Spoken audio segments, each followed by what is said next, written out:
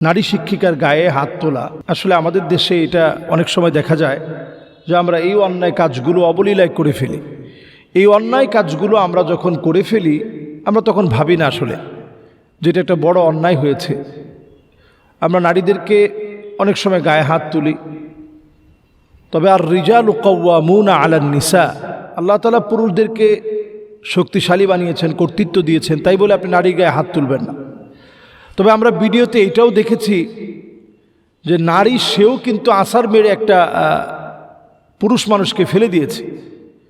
তো এটা একটা উদ্ধত্তপূর্ণ আচরণ, এবং সেটার এই ঘটনার প্রেক্ষিতে জানা গিয়েছে যে একটা ওয়াজ মাহফিল হবে এবং সেইটা কেন্দ্রিক, সেই ওয়াজ মাহফিল যেহেতু হবে এখানে অনেক মানুষের সমাগম হবে, তো এইটা কেন্দ্রিক কিছু গুন্ডা পান্ডা চাঁদাবাজি করতে আসছে। ওয়াজ মাহফিল থেকে তারা চাঁদা উঠাবে। ওয়াজ মাহফিল এখানে হতে যদি তারা পারমিশন দেয় তাহলে তাদেরকে কিছু টাকা দিতে হবে। তো এটা নিয়ে বাকবিতানটা হতে হতে একটা পর্যায়ে গিয়ে স্কুলে আঘাত করা হয়েছে, অধ্যক্ষের রুমে আঘাত করা হয়েছে, এবং সেটার জের ধরেই আকবর আলী নামে যে ব্যক্তি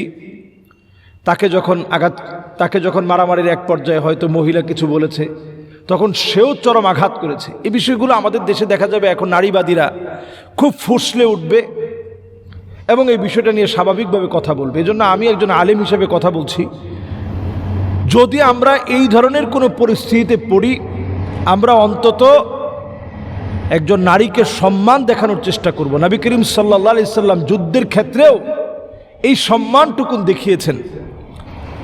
সোশ্যাল মিডিয়াতে এখন আমরা প্রায় সময় দেখি যে অনেক ভিডিও ভাইরাল হয়, স্ত্রীকে এমনভাবে পেটাচ্ছে, ইসলামের ন্যূনতম কোনো অনুমতি প্রদান করে নাই।